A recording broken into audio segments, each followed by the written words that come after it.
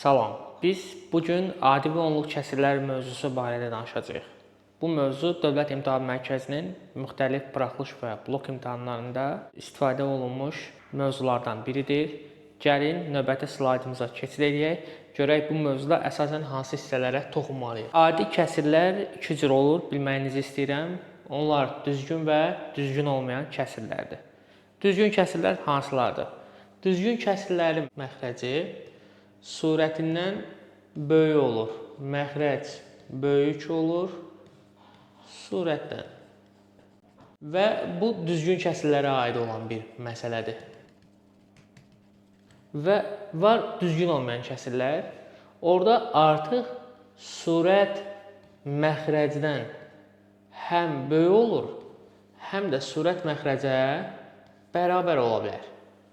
Bunlar da oldu düzgün olmayan kəsirlər. İndi gəlin biz bunlara aid bir nümunəyə baxaq. Tutaq ki, 7-də 4. Biz bilirik ki, 7 məxrəcdir. 4 nədir? Surət. Onda biz gördük ki, məxrəc surətdən nədir?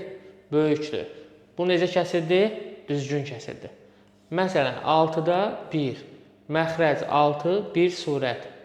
Məxrəc surətdən böyük olduğuna görə düzgün kəsirdir. Lakin, məsələn, 5-də 5. Görürsünüz, məxrəc surətən nədir burada? Bərabərdir. Onda bu necə kəsirdir? Düzgün olmayan kəsirdir. Çünki biz qeyd etdik ki, surət məxrəcdən böyük və məxrəcə bərabər olsa, bu kəsirlərə düzgün olmayan kəsirlər deyilir. Həmçinin bunu da deyə bilərik ki, 3-də 7. Fikir verin, surət məxrəcdən nədir? Böyükdür. Onda biz buna düzgün olmayan kəsir deyəcəyik.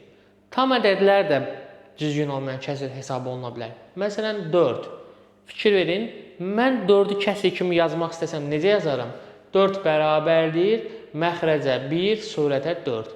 Çünki 4-ü 1-ə böləndə nə qalır? 4 qalır. Onda biz 4-ü 1-də 4 şəklində göstərsək, buna düzgün olmayan kəsir deyə bilərik. Bunlarla bərabər belə bir anlayış da var. Qarışıq ədəd anlayışı. Qarışıq ədəd. Bəs qarışıq ədəd nədir? Qarışıq ədəd iki hissədən ibarət olur. Tam və kəsir hissə. Tam və kəsir hissə. Məsələn, 6 tam 5-də 3. Fikir verin, deyilişə. 6 burada nədir? Tamdır. 5-də 3 nədir bəs? 5-də 3 də bizim kəsir hissəmizdir. Bunlar birlikdə qarışıq ədəd anlayışını yaradır. Bunu biz necə göstərə bilərik? 6 üzərinə gəl, 5-də 3 şəklində. Gəlin belə bir nümunəyə də baxaq. 4 tam 7-də 2. Necə göstərə bilərik? 4 üzərinə gəl 7-də 2 şəklində göstərə bilərik. Bu bizim qarışıq ədəd anlayışımızdır. Yoldaşlar, bunu nəzərinizə çatdırım ki, qarışıq ədədləri düzgün olmayan kəsirə çevirmək və yaxud da düzgün olmayan kəsiri qarışıq ədədə çevirmək mümkündür. Misal üçün, gəlin belə bir nümunə ilə davam edək. 4 tam 7-də 2. Bu bizim qarışıq ədədimizdir. Bunu düzgün olmayan kəsirə necə çevirə bilərik? 7 məxrəcdə qalmaq şərti ilə 4-ü vururuq 7-yə, üzərinə də surətə əlavə edirik, 2-ni əlavə edirik. Olur yekunda 7-də 30 hesablamadan sonra. Məsələn, 1 tam 5-də 3. 5 yerində qalır, tamı 5-ə vurub, yəni məxrəcə vurub, üzərinə də surətə əlavə edirik. Yekun cavabda 5-də 8 olmuş olur. İndi isə gəlin düzgün olmayan kəsirin qarışıq ədədə çevrilməsi halına baxaq. Misal üçün yazır 3-də 8. Bunu biz necə göstərə bilərik? Bunu göstərə bilərik düzgün olmayan kəsir şəklindədir. Hal-hazırda qarışıq ədəd formasında göstərə bilərik. Necə? Biz bunu budaqlı bölmə vasitəsi ilə ifadə edək. 8-i 3-ə bölürük. 8-in içərisində neçə 3 var? 2 3 var. 2-ni 3-ə vurub 6 yazırıq. 8-dən çıxırıq, yerdə 2 qalır. Bu 2-nin içində artıq 3 olmadığına görə 2 qalığımız hesab olunur. Yoldaşlar, burada gördüyünüz 2 sizin tam 2-nizdir. Burada 3 məxrəcdirsə, burada da 3 məxrəcdir. Qalan 2 isə bura yazılacaq. Məsələn, başqa bir nümunəyə baxaq. 9-da 25. Gəlin bunu da biz qarışıq kəsir formasında göstərək. 25-i budaqlı bölmə şəklində dərhal 9-a bölürük. 25-in içində neçə 9 var? 2 9. Çıxdıq 18 qaldı, 7 qalıq. İndi burada yazaq. Bu 2 bizim tamımızdır. 2 tam. 9 məxrəcimizdir. 9-umuz. 7 də qalğımız olduğu üçün surətə yazacaq. Vəssalam.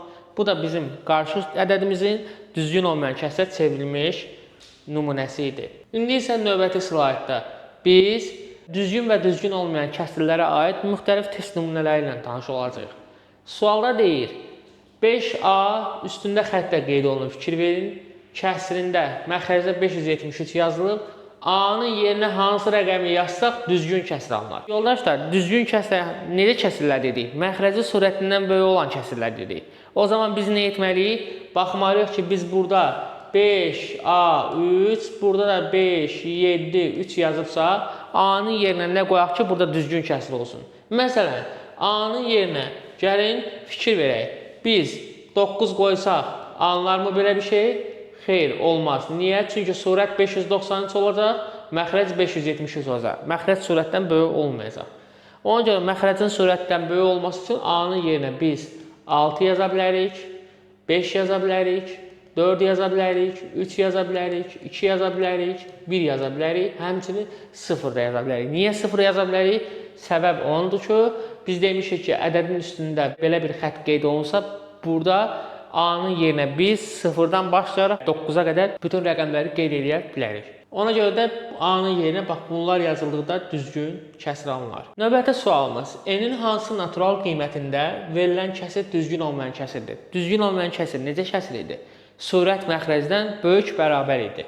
Onda bizim surətimiz nədir burada? N üstəgəl 3 böyük bərabər olmalıdır məxrəcdən, yəni 2n-dən. 3 qalır burada, böyük bərabər olacaq, n-i tulluyuruq, bu tərəfə yazırıq, 2n çıxılsın n. Onda 3 böyük bərabər olacaq, 2 dənə n-dən 1 n çıxanda nə qalır? 1 n qalır. 3-ün n-dən böyük bərabər olduğunu gördükmü? N-in yerinə nə qoysaq 3 ondan böyük bərabər olar, 3 qoysaq olar, 2 qoysaq olar, 1 qoysaq olar. Burada 0 yaza bilməliyik, çünki n-in hansı natural qiymətində deyil. Natural deyilsə, 0 natural olmadığına görə biz ora 0-ı qeyd edə bilmərik.